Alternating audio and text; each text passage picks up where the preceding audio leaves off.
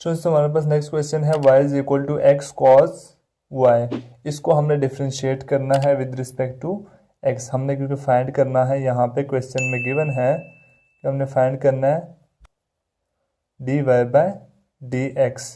तो इसका मतलब इस फंक्शन को हम डिफ्रेंशिएट करेंगे विद रिस्पेक्ट टू x के रिस्पेक्ट से। तो जब x के रिस्पेक्ट से इसको डिफ्रेंशिएट करेंगे तो हमारे पास आ जाएगा dy by dx is equal to, अब स्टूडेंट्स यहाँ पे दो फंक्शन है, एक है x और दूसरा है y वाला। तो यहाँ पे प्रोडक्ट रूल लगेगा। फर्स्ट एज इट इज आ जाएगा derivative of second cos y plus cos y as it is d by d x. हमारे पास आ जाएगा x एज इट इज, इसका डेरिवेटिव आ जाएगा।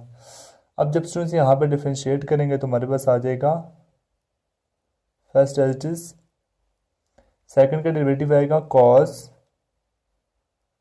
का डेरिवेटिव होता है माइनस साइन y। फिर अगेन स्टूडेंट्स यहाँ पे हमारे पास जो फंक्शन है वो x नहीं है बल्कि y है, तो यहाँ पे अगेन डेरिवेटिव लेना पड़ेगा। तो अगेन आ जाएगा d by d x y का plus cos y as it is, derivative आएगा x का डेरिवेटिव होता है 1।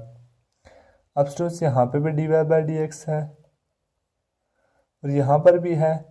ये वाली टर्म्स को ऊपर ले उस साइड पे लेके जानी पड़ेगी, तो हमारे पास आ जाएगा d y by d x. ये वाली टर्म्स यहाँ पे माइनस है, उधर जाके plus x sine y d y by d x is equal to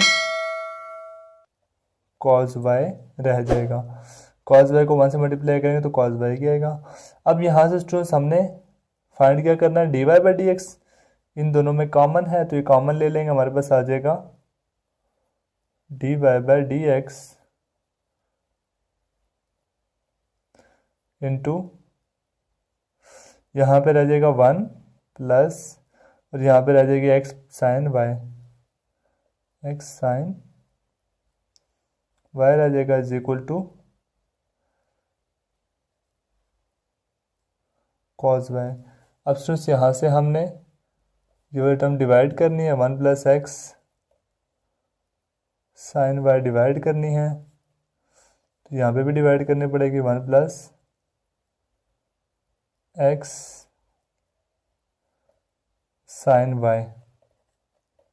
दोनों तरफ डिवाइड करने से हमारे पास ये वाली टर्म कट जाएगी, तो हमारे पास आ जाएगा d y by d x is equal to cos y divide by 1 plus x sine y into, ये हमारे पास फाइनल आंसर आ गया है।